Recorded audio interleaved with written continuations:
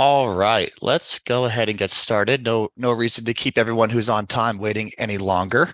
My name is Ethan Righto. I'm the Director of Marketing here at Mantle. Today, we're going to be talking about what's new, talking about a lot of the new and exciting stuff that's really been happening at Mantle over the past year. I will say that also on the line is our lead tooling engineer, Scott Kramer. He's going to be available at the end for Q&A. He may chime in at some points if he has something to add, but just to know that he's also on the line. Uh, Quick agenda for today. We'll start by talking about our beta program that's been ongoing for the past about a year now. We'll talk about the newly commercially availability of our production systems and talk a little bit about how that's going. Just recently, last week at PT Expo, we announced our new high precision shaping package. So I'll talk a lot about that, how it works, and some of the exciting new things that unlocks. I'll give a quick update on Mantle's software. I'll give an update on some of the new tool steels and some of the exciting stuff that's happening with our materials.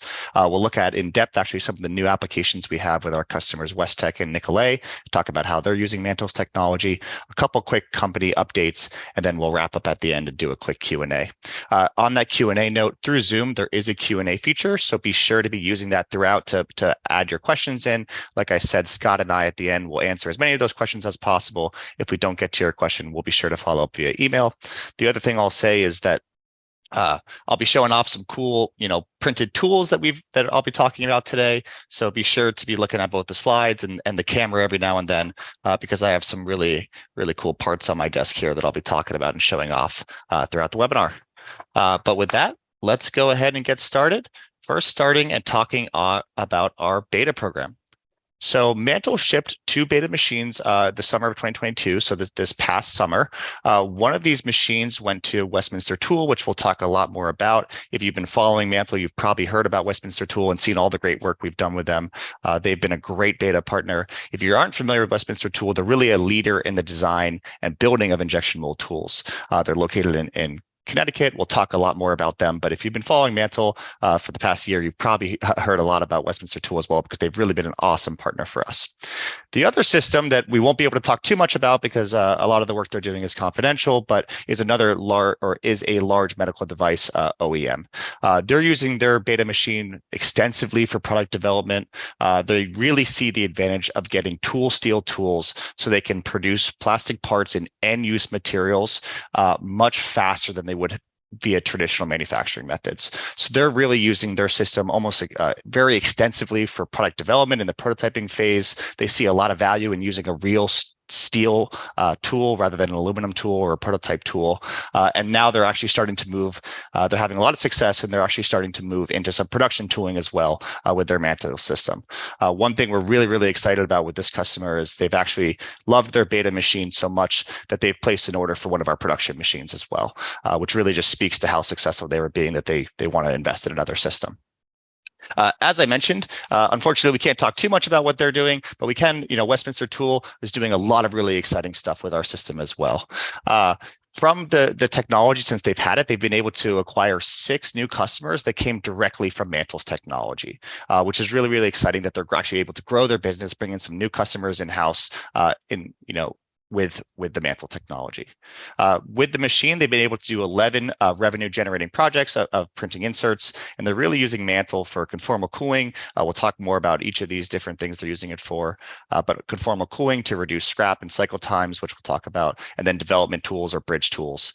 They see the ability to get production capable tools, the actual H13 tool steel, but much, much faster lead times. They have the ability to trial some conformal cooling, and there's a lot of advantages of that, which we'll talk about in a second.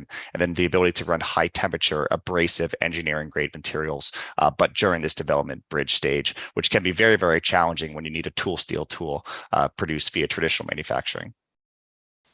So a little bit about what they've been doing with conformal cooling. Westminster Tool sees a huge advantage in being able to integrate both cooling channels as well as advanced venting channels throughout their printed components. This allows them to not only reduce cycle times with the tool and actually produce more parts faster, but also have better temperature control over the entire insert, which leads to better part quality as well as reduce scrap rate. It also is really advantageous for them when they're working with some of these engineering resins that can be challenging to work with, to be able to really fine tune that cooling rate and the temperature of the insert to help them run these challenging to run resins that you just with traditional cooling would be much more challenging just because you wouldn't be able to keep the temperature of the insert as uniform. They see great advantages as well because they're able to polish, plate, and heat treat these tools as needed, similar to what they would do in a production environment. And Westminster Tool is also able to utilize Mold-X 3D, which is great to help them prove out these concepts and really optimize these conformal cooled tools using this software. The one thing that's so great about the way they're using Mantle is that with conformal cooling, a lot of people want it, but then they look at the price of the inserts and they say, oh, it just doesn't make sense. But with Mantle, they're seeing no additional cost or lead time to incorporate conformal cooling, which essentially means they can produce a tool for you, a better tool for you at the same cost and the same lead time as they would with traditional manufacturing, which is a huge advantage to be able to unlock all the benefits of conformal cooling, but without the high cost and the long lead times that it's been so normally come with conformal cooling. The other thing, as I mentioned, is the ability to do development tooling. They see a ton of value in being able to quickly resemble a production environment tool for product development.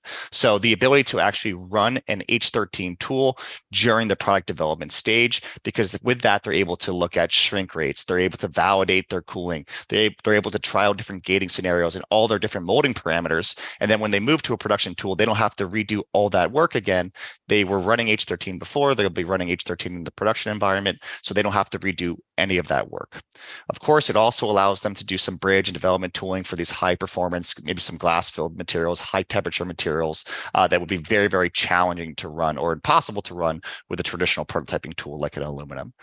So like I mentioned, using it extensively for development tooling, seeing a lot of value in both being able to resemble the production environment, but also the ability to just produce tools very, very quickly with the process. A great example of this, which is really an example that takes advantage of both the conformal cooling side of things and the development tooling side of things, is this example that Westminster Tool did with Pepsi. This is actually a blow molding application. This is a prototype blow mold. It's actually for forming the bottom of the bottle, which you can kind of see here on the bottom right.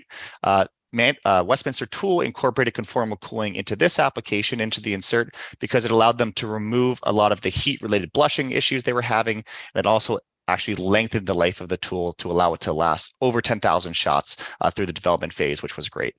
Of course, conformal cooling is great, but if it comes at a high cost and high lead time, you can't always justify it. But with this tool, in just 9 days, they were able to go from the design of the tool to the completion in H13, which is pretty incredible to produce a tool steel insert with conformal cooling in just 9 days. There was a little bit of post-processing that was needed on the tool. They had to grind the top and the bottom, and they did a little bit of hard milling to the outer diameter and the O-ring just to make sure that was perfectly flat for the sealing face and for this conformal cooling application. But really just a great example from Westminster Tool, taking advantage of both conformal cooling as well as the development tooling side of things. So really got some, the point of your beta program and for Mantle, we got a ton of great feedback from both Westminster Tool as well as our medical device OEM customer.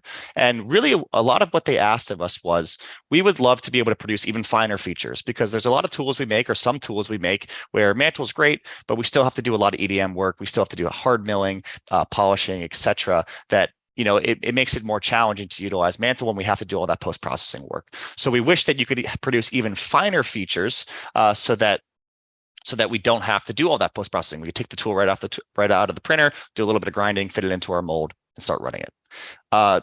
Of course, the technology is great. It's saving lots of lead times, but it would be even better if it saved us even more lead time. So we wish the printer was faster, that we could produce more tools more quickly. And also today we have a P20 and an H13 material, but we'd love if you had a stainless steel material, something that had a high corrosion resistance as well as a high hardness would be awesome for our business. So there was a lot of asking us for a stainless steel material. So of course, the point of the beta program is to get these feedbacks. What did Mantle do to actually to act on these things? We deployed our high precision shaping package. I'm going to talk a lot about that today, but it really increases the resolution of the printer, what's possible to create in features on the printer that a lot of tools now we can produce that will not require secondary EDM work that would have before this package was released. In terms of print times, we were able to reduce print times by 15% just via software updates, which is pretty incredible. Just updating the software and some of our tool pathing strategy, we're able to reduce the print times by 15%. And I'm very happy to say that we have a active development of stainless steel. I'll talk a little bit about that later, but we will have a 420 stainless steel in the future here that we're actively developing. We're printing with it at Mantle HQ, and I'll talk a little bit more about that. But I know our beta customers are really excited about that, but so are a lot of the people we're talking to just in general who are looking to get into Mantle technology. A little bit about the commercialization of our production system. Our production system is really the only 3D printer that's built specifically for tooling. I really love to get this point across when I'm talking to people at a trade show or on a call that we only do injection mold tooling today. We built this printer to print injection mold tooling, and it is the best system on the market to do this. We're very, very excited that we're shipping our first production machines this quarter. The printer and furnace are starting at just $350,000, which we're being very vocal about our price point because we feel it's very, very on target with equipment that most tool shops are already buying, a EDM machine or a high-end CNC. And again, this is something that we love to make sure everyone knows is that our system is designed for your shop floor. You're not going to need some special facility. You're not going to need an explosion-proof room or hazmat suits. Our machine is designed to sit next to your existing CNCs. Our furnace is very, very easy to integrate into your system. That this thing is very, very easy to deploy. So we did everything possible to make sure that it was not just designed to print tooling, but also to go into the environment that tooling is made into your tool shop, which is really, really exciting. And we're very happy at Mantle to be shipping our first production systems this quarter. And it's really great work from our entire team here. And we're really, really excited about this.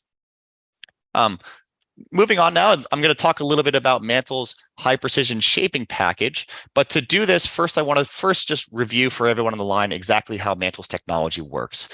If you don't know how Mantle's technology works, this shaping package isn't going to make too much sense for you. So I'm briefly just going to review how our technology actually works.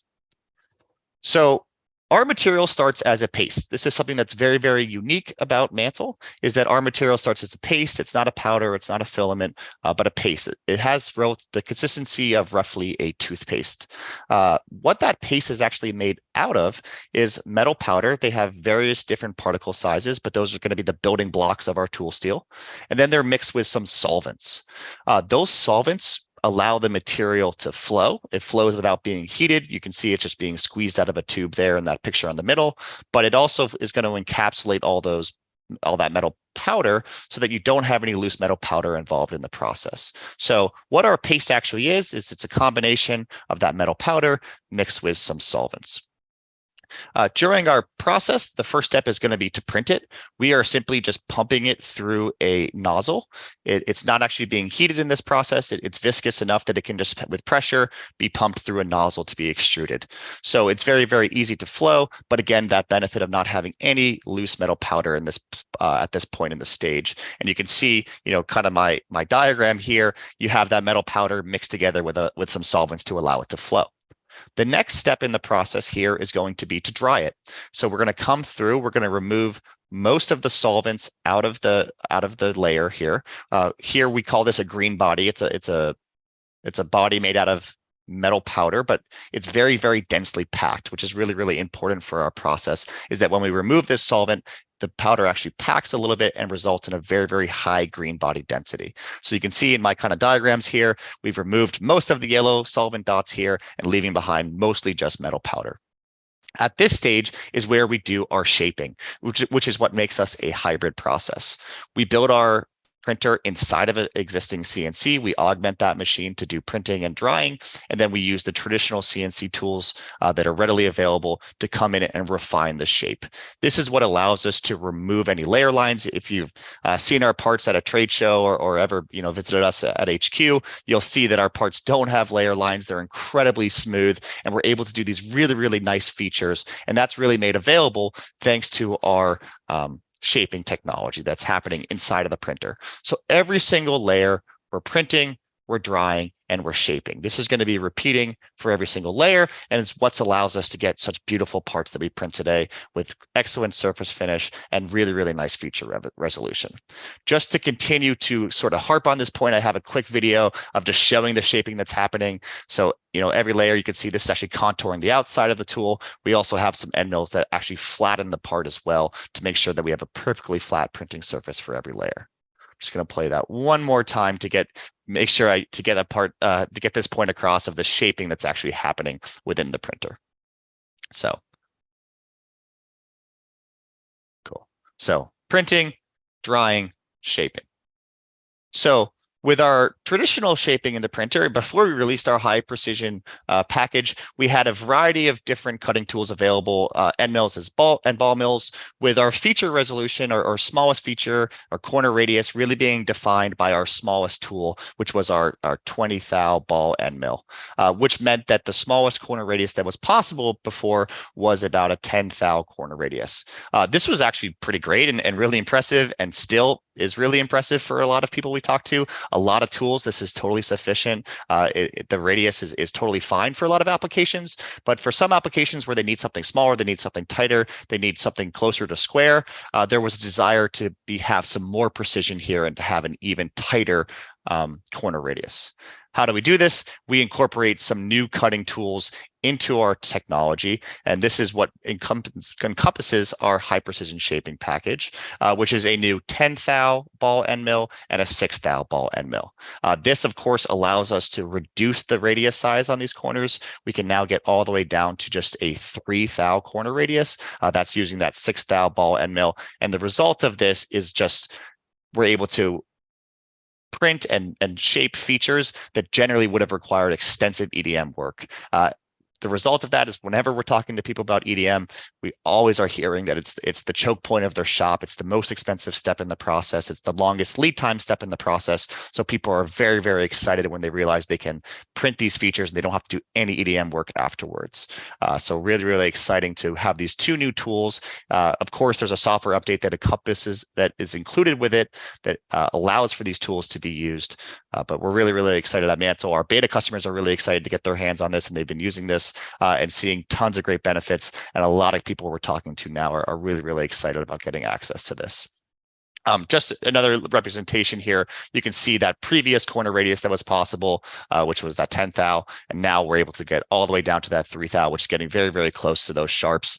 So without having to use, and the result, of course, is just reducing the amount of EDM work. Just an example of a part that's actually printed with it. It was really hard to get a picture of that tiny, tiny end mill. You can imagine how ball end mill, you can imagine how small a 6 thou end mill is, but really allows us to produce radii that's much, much more comparable to a sinker EDM, greatly expands the amount of parts that can be used without having to do any final EDM work. The other thing is, I've heard when milling actual steel with an end mill this small, very, very challenging to work with chatter and end mills breaking. But since we're machining this paste that kind of has the consistency of a foam, it's pretty easy for us to work with, and we're really, really happy with the results so far from the shaping package. Quick update on our software. We actually haven't talked too much about our software, but it's really one of the key building blocks of our technology. What's so great about our software is that it's so easy to use and allows you to generate toolpaths, both the additive and the subtractive toolpaths, in just minutes. Me, having never used any CAM software before, was able to get trained on this technology in just a couple of hours, able to generate toolpaths and generate jobs and send them to the printer, which is pretty incredible if you think about how long it would take you to train someone to mill an H13 tool on a CNC. You don't have to have any programming experience. You don't have to have any CAM experience. And like I said, you can train users incredibly quickly in just minutes on how to use the software, on the whole process in just a couple of hours, which is pretty incredible.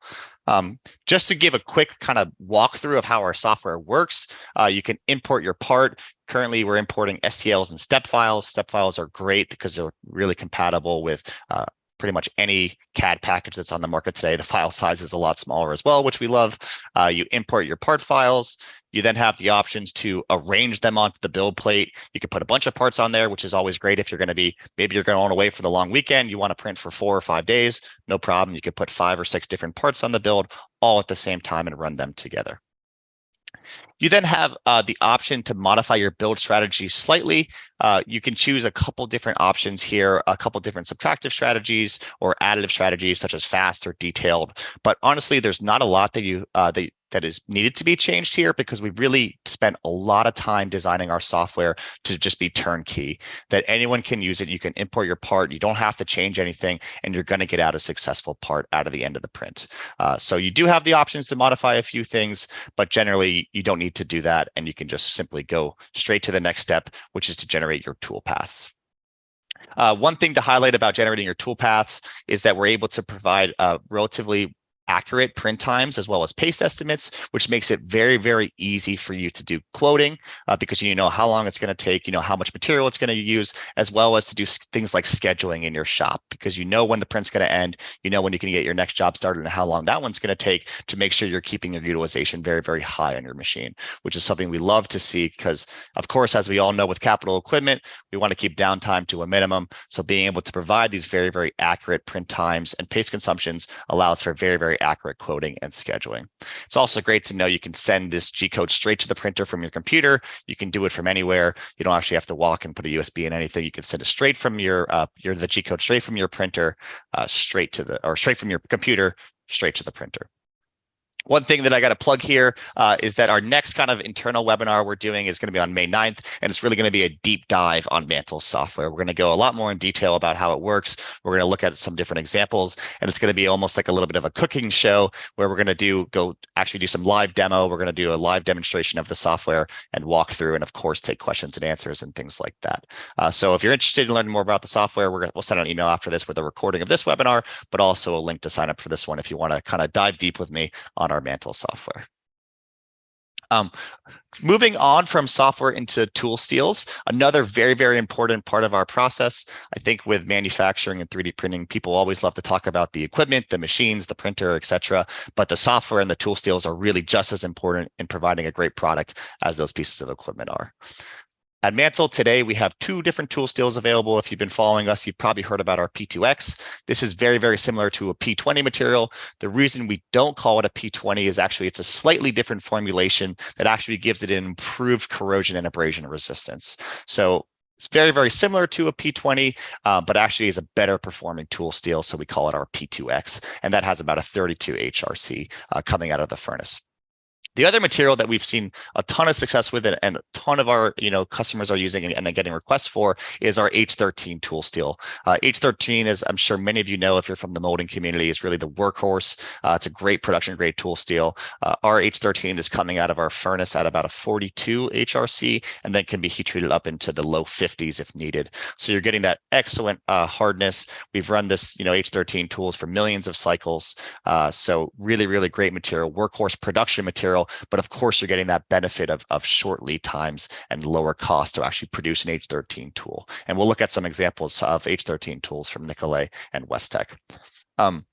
Something that we actually recently came out with is a pretty extensive H13 material performance study, which we worked with some third parties on validating our material for a variety of different things, such as standard tooling operations. So if you do need to go in and do some grinding, tapping, EDM work, milling, etc., that it was fully compatible with all those operations without any changes to the standard operating procedures of the shop. One thing that's always great is when people are evaluating Mantle, they like to give their machinists like a little block of printed H13 from us, ask them to do some grinding, some milling on it, etc., and don't actually tell them that it was printed with Mantle. Almost always the machinist can't tell any difference with the material and thinks it was just a wrought sample and is a little confused when you tell them that it was printed with Mantle technology. But again, it's something that's very, very important for us to make sure you don't have to make any changes to your standard operating procedures, that Mantle can fit right into your existing workflow. It's also compatible with standard plating, polishing, and texturing. Again, you can do all these things without having to change anything. And just on the right here is an example of this is actually a tool I have on my desk here from Fathom Manufacturing to show that even though we couldn't, you can see that on the tool that I have, hopefully that's a little bit in focus. They had to oversize print a couple of features just because they were too small for us to achieve. Then they went in and burned those and polished those afterwards, just as an example of being able to use our technology, but then still doing a little bit of touch-up work afterwards. As I mentioned earlier, really strong desire from our customers for a stainless steel, and we're happy to say that we have this 420 stainless steel in development. We're printing with it at HQ currently. We're printing parts. They're looking great. They have awesome corrosion resistance. You're getting all those benefits of stainless, but with a pretty excellent hardness. We're seeing our hardness in the mid 40s as centered, and then can be heat treated up into the 50s. So we're really, really excited about the availability of 420 stainless steel coming soon. I won't put a date on it, but coming soon. We're really, really excited about that.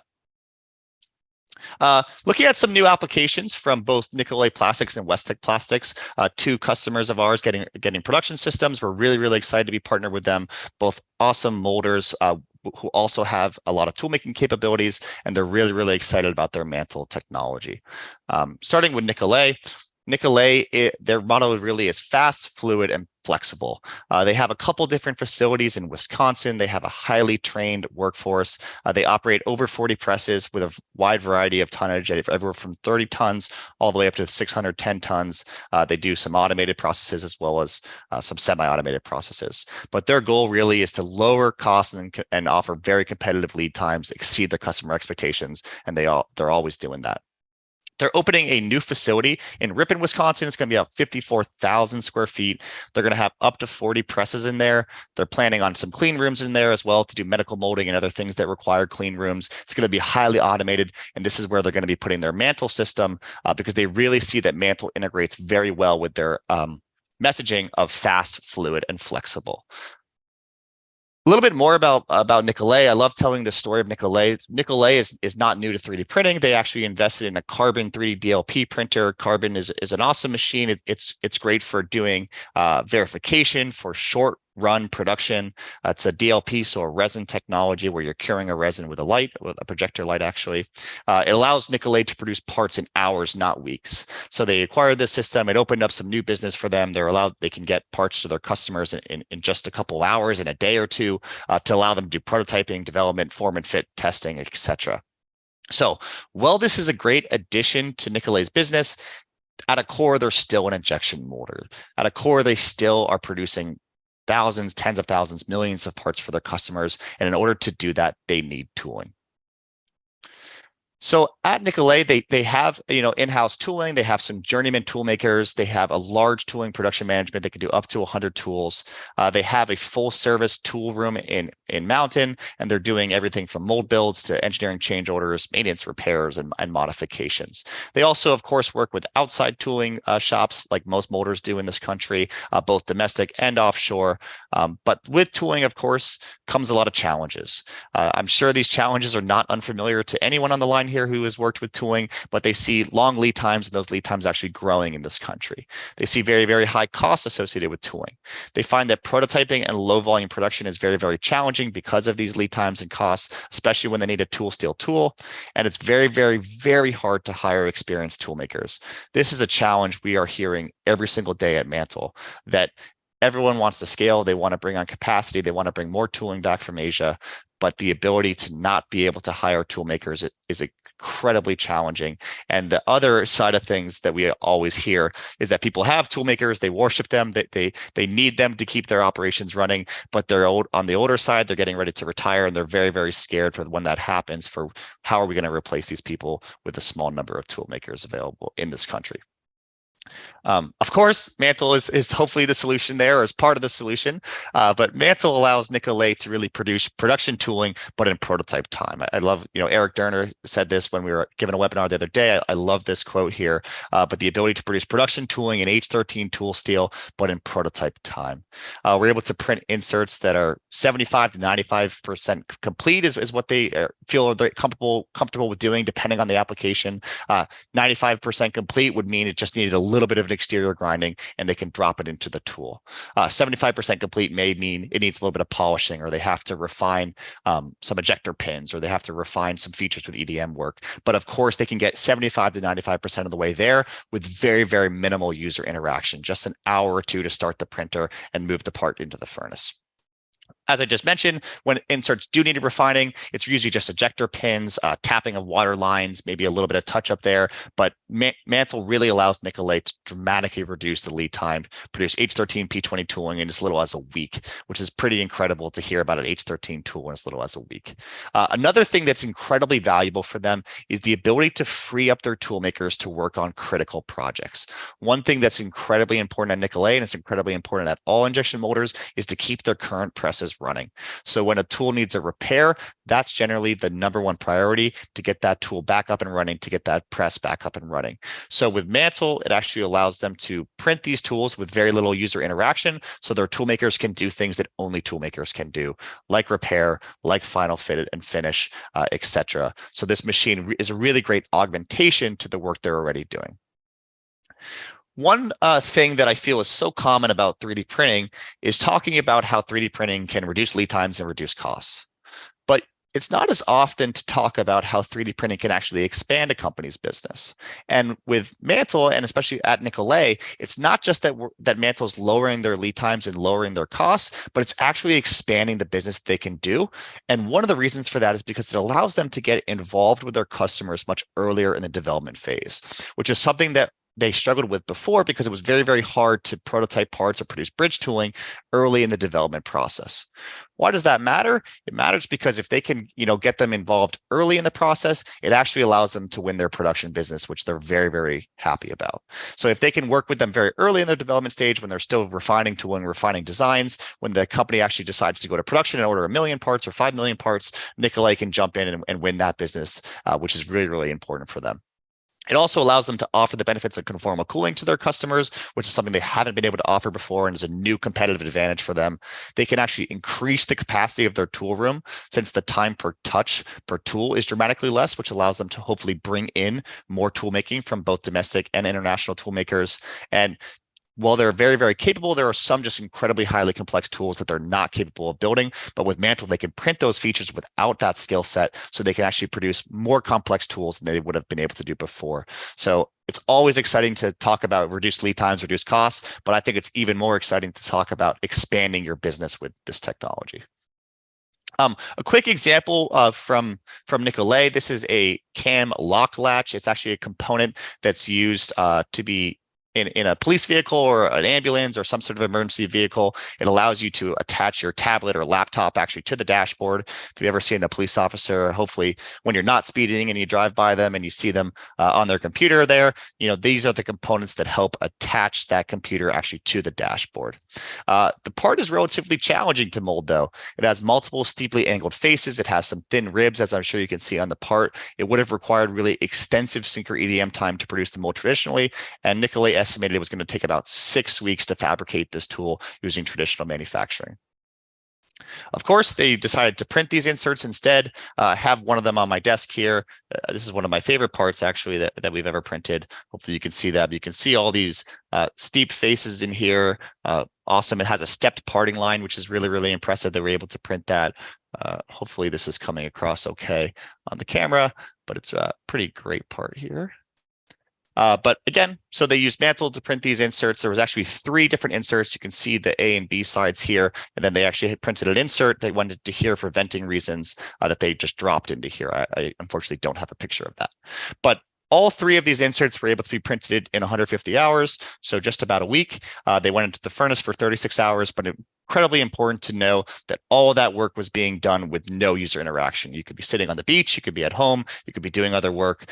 That printer is going to run in the background, the furnace is going to run in the background. So just a couple of hours of work, of active work, the rest of it's being done in the background.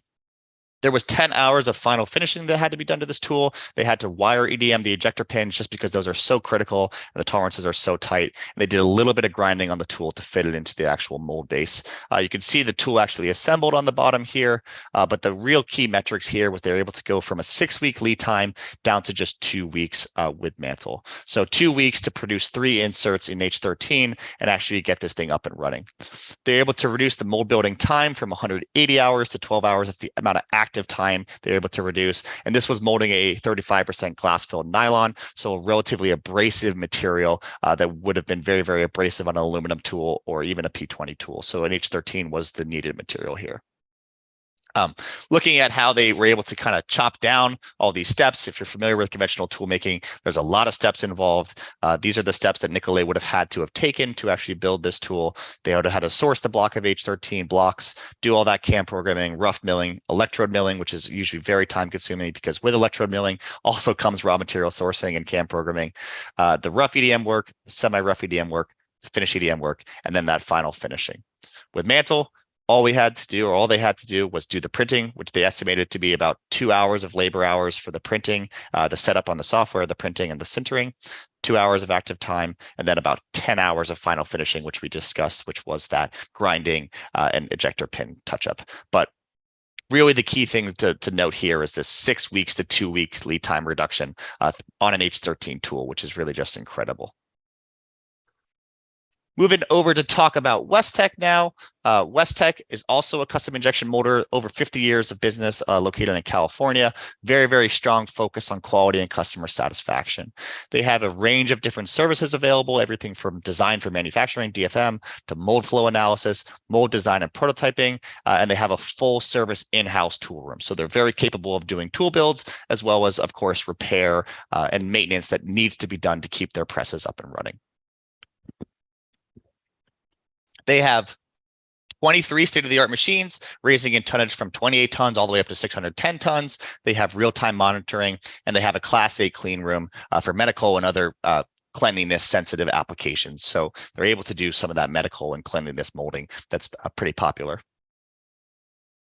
Mantle allows WESTTECH for WESTTECH, one of the really big advantages here is the ability to free up their tool makers. They're not any different than most tool makers in this, or most molders in this country, where labor is a huge challenge for them. But they're able to free up their experience and worship tool makers that they do have to focus on the other critical steps like tool repair, finishing, and maintenance that are more critical for them normally than a new tool build, to actually be able to fully focus on that without having to scale and bring in more tool makers. It also allows them to produce production-ready mold cavities and cores, in some cases in just days, compared to 10 to 12 weeks when they have to outsource because they don't have the internal labor required, because all those tool makers have to be focused on those repair and finishing operations. And of course, it also allows them to reduce costs. I love this quote from Tammy. Tammy's great to work with. If you're in the industry, hopefully you know her. She's always at MAP and all these other shows. But this is a great quote from Tammy saying that tooling is the base of our company. Without quality tooling, we can't produce quality parts, but it's getting harder and harder to find quality tool makers. Using Mantle's technology, we can complete up to 70% of the job and then have our tool makers handle the specialized steps that only a human can do. We need to take advantage of this new technology. With Mantle, we can provide our customers a service they can't get anywhere else. So similar to that thought with NICOLET, where they're able to use Mantle's technology to do 70%, or with NICOLET, they felt it was closer to 95%, somewhere in that range. And then their tool makers can focus just on that final finishing step and the things that the machine can't do, which of course, from a labor perspective is awesome because their tool makers can be doing a bunch of different things while the printer's running in the background, running overnight, running over the weekend, etc. One application I want to talk about with them is this medical component. It's a both injection mold core and cavity. They were actually in the process of building a multi-cavity tool for one of their medical device customers. The customer wanted to make some changes to the design, so WESTTECH needed to validate this design on a single cavity tool before proceeding with building the bigger multi-production high cavity tool that they were going to build with traditional manufacturing. So of course, they wanted to do this quickly. They didn't want to delay the project too much. The customer didn't want to delay the project too much. They wanted to get their original tool build back up and running as quickly as possible. So they turned to Mantle's technology to do this.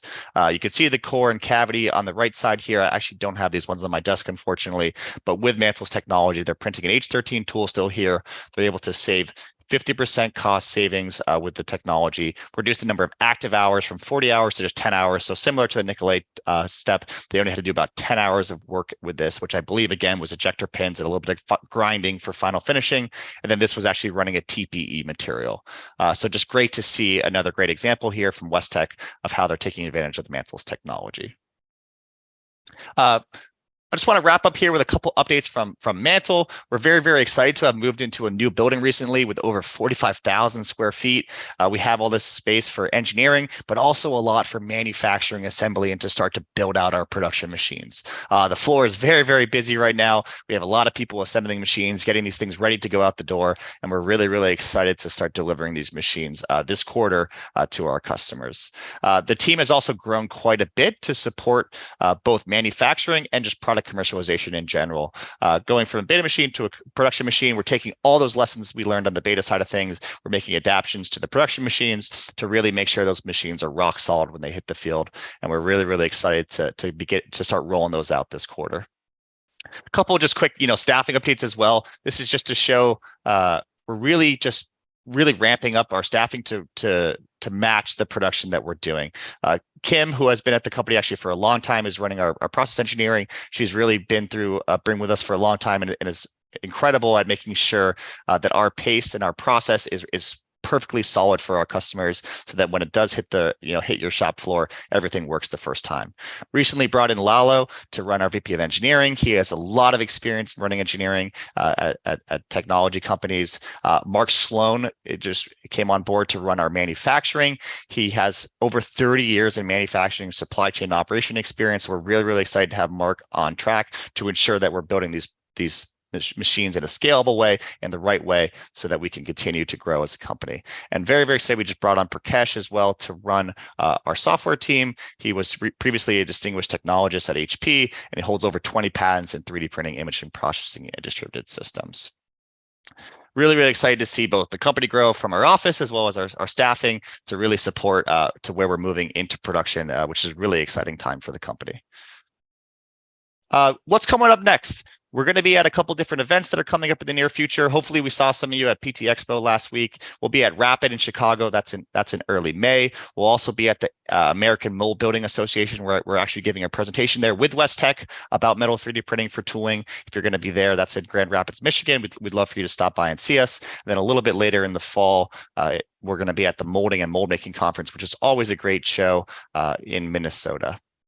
We're also going to be doing a couple more webinars, as I mentioned. We're going to be doing a redefining metal 3D printing for injection mold tooling. This is actually going to be given by our CEO, Ted Sorum. He's also our co-founder. If you're able to attend this webinar, I highly recommend it. He's going to explore the metal 3D printing for injection mold tooling. He's also going to talk about why did he start Mantle as a company and why did he choose injection mold tooling as the only application that we were going to focus on. So that's going to be a really interesting webinar about kind of both how we compare to other metal 3D printing technologies, but also really just about Mantle and some of the secret sauce that makes Mantle so special.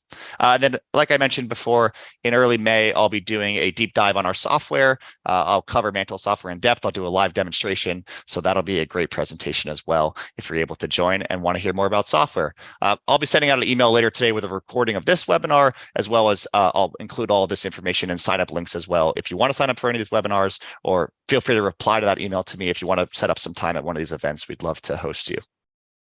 With that, thank you very much. My email is here. You can always feel free to email me if you have any questions, thoughts, comments. But at this point, I'll take a look at the Q&A and answer a couple questions here.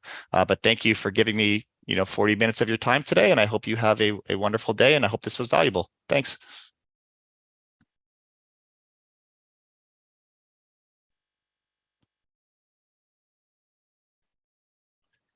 All right, great. Scott, you want to chime in here? I see that there's a couple questions that you've marked in here. Like I see a question from Mike. Hey, Mike, about who or what is programming the tool pass? Is this automated when processing part files? Yeah, thanks, Ethan. As far as so what we've done is we've taken third-party cutting kernels, third-party slicing kernels, kind of married them together and developed our own software. So we're all the cutter path, as Ethan had mentioned, is doing automatically. And what's nice is I did a bunch of CNC program for like 10 plus years. And what's nice is we're actually attacking that mold insert like you would with standard CNC programming. So we're hitting flats with end mills, we're hitting ball cutters or contours with ball cutters. So, and then once that's all done, it generates a G code, and we just kick that over to the printer. Awesome. I see a couple questions here about shrink. People who are familiar with sintering know that in the furnace, the parts shrink. Asking about how much does it shrink? Do we automatically compensate for that? What kind of tolerances can we hold?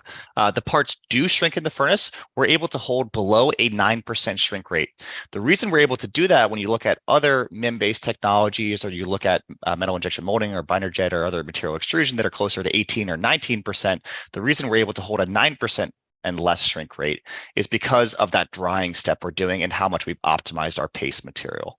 Because we're able to remove that solvent and actually very densely packed our green body to have a very high green body density, what's going into the furnace is almost all metal powder that's already very densely packed. So the part does not need to shrink very much to close up any of those voids within the part. So long-winded answer, we shrink less than 9%.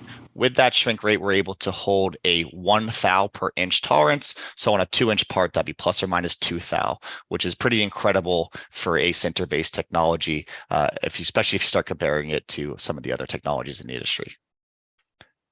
Cool. Some questions about the build plate size. Current build plate size is, correct me if I'm wrong, Scott, here, but 200 millimeters by 200 by I think 150, which is roughly 8 by 8 by 6. Is that correct? Yep, that's correct. Yep. Question about what happens to the chips from shaping. We actually have a shroud that goes around the end mill that's pulling vacuum, so that all those chips, because there is, of course, metal powder in those chips, are automatically sucked up and deposited into a bag that's in the back of the printer, so that you can dispose of that. That is going to go into your hazardous waste, or into a drum, because you're not going to want to throw metal powder away in the normal trash can. But this ensures that you aren't getting those chips anywhere else. They're all being sucked up and put into a controlled bag. Let's see. Question about, I'm not sure I'll be able to answer this one, but maybe you are, Scott, about copper furnace braze a printed insert to a wrought subplate. I'm not totally sure what that means. Do you know what that means, Scott? So basically what they're doing is looking to braze it in a furnace. If I'm reading this correctly, where basically you're brazing the top half to a bottom half. Okay. The difference with our technology is, so a lot of people are doing this with other laser powder bed fusion machines, or hybrid machines, where it's a CNC plus DMLS, like the Sodic and Matsuura and whatnot. Those technologies are trying to do this, or are doing it, to reduce the overall print time. So basically you start with a brick, and then you're basically laser melting on top of it, or welding on top of it. In our case, there's kind of like twofold why we are not able to do that. One, as Ethan mentioned before, we got about our 9% shrink. So if you think about it, that brick would be solid, and then the part on top that we would print would try to shrink at 9%. Therefore, it's going to shrink away from that, or would pull away, or what they call like the elephant foot type scenario. And number two, trying to bond to that, because as Ethan mentioned, our metal powders start off as a solvent, metal powders encased in a liquid carrier or a solvent base. Because of that, there's really no way to glue that or weld that to an existing plate. Makes sense. Let's see. I see a question about, can we perform conventional heat treatment to the part after sintering, similar to what would be done to conventional part? Absolutely. It is a slightly different recipe, and we have some documentation on what that recipe is. If you're curious, shoot me an email. I can get you that documentation. But we are able to heat treat our material in the same heat treatment furnaces that are used traditionally. For example, like our H13 can be heat treated up into the low 50s there. So you are able to heat treat our material. And you can dial it in too, right? Because as Ethan mentioned, it comes out at a 42 Rockwell, the H13. If you're looking to target the 46, 48 range, which is typical class 101 molding, you can hit that. Or if you want to go up higher to get your point differential between cavity and core inserts, you can do that as well. But as Ethan mentioned, you can get up to about a 50, 52. Great. I see one here about the new stainless 420. Sure. Is it solvent or aqueous binders? It's going to be solvent based, just like our current materials. I'm going to jump on another one here, Ethan. There's one here keep going. about Westminster Pepsi blow molding base tool.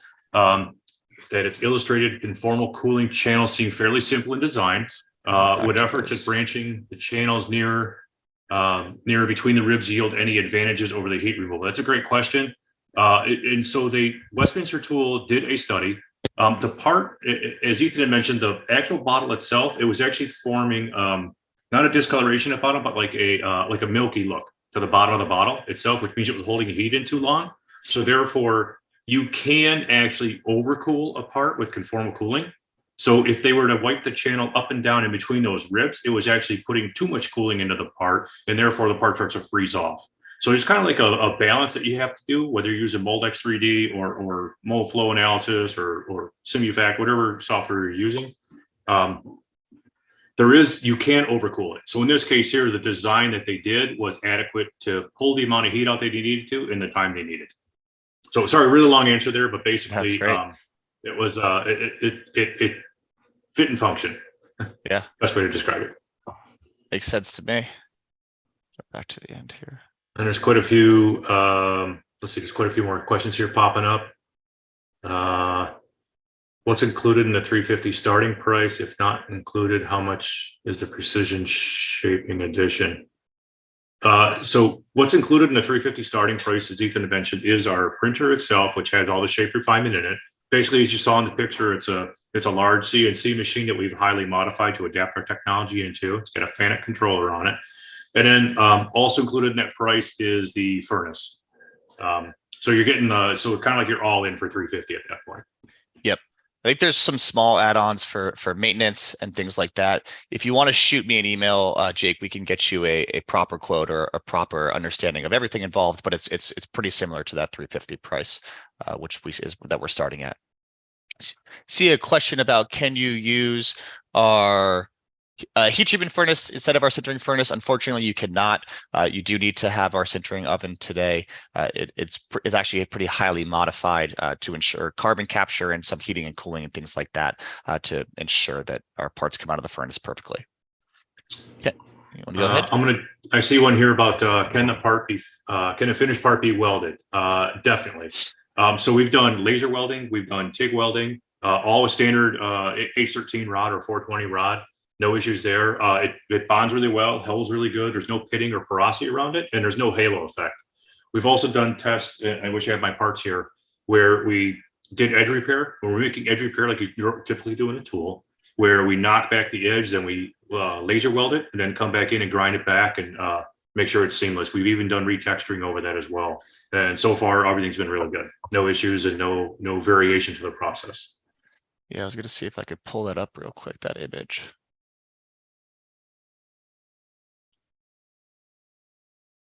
While you're looking that up, there's another one here about holding an overhang. This is the image you're talking about, right? Oh, there we go. Thank you. Thanks, Ethan. Yeah. Yep. So you can see that part there. You can see, and the great thing is Ron over at Precision Laser Technologies, his team did this work for us. He didn't even tell his guys they were doing printed H13. They treated it like standard H13 and didn't even know the difference in welding, which is great. Awesome. You can see there the picture on the right where it was welded and ground back. And you don't see the halo effect from the heat zone or whatnot. That looks pretty good. Yeah. Let's see. Got a couple questions here about maintenance contracts. That one, I'm not the sales guy, or salesperson, so I'm not really sure how to answer that. But I would shoot us an email. Shoot me an email, and I can double check with that. I see these also, and I don't want to give you a wrong answer, so I won't answer that right now. Same here. I see another one here about holding an overhang part. Very specific. So 3/4 of an inch long diameter by 2 inch long, 1/2 inch from the floor surface. I'm assuming you're talking like a bridge, jumping a bridge. Is that kind of the way you get that one, Ethan? I'm assuming. I think so, yeah. But maybe just speak generally about overhangs with our process. Yeah. So overhangs themselves, think of our technology, because we do not have support material, think of it like FDM style printing. So any overhangs be 45 degree. And the great thing is typically in mold inserts, you don't have a whole lot of overhangs. Sometimes you got some undercuts. You can still go back in and put that on as a secondary op. But your water lines themselves, any horizontal water lines would have to have like that teardrop shape with 45 degrees, similar to laser powder bed fusion or those technologies. Awesome. Can you bond 2 printed parts before sintering? We have tried that. We played around with that. The hard part is when our powder or when our, as Ethan covered in the process, when we lay down the paste itself, we come back and we dry it. So the hard part is if I try to lay down let's call it a wet paste between two blocks, I'm not able to get in there and dry it in the center of it to really make it stick together. So we haven't been successful. We've been playing around with it, but we haven't been fully successful at it yet. But great question. Awesome. That's the last question. So kind of, if there's anything else, feel free to put it in now before we wrap up here. But thanks again for everyone for joining and for giving us an hour out of your day. I hope it was useful. And like I mentioned before, you can always email me.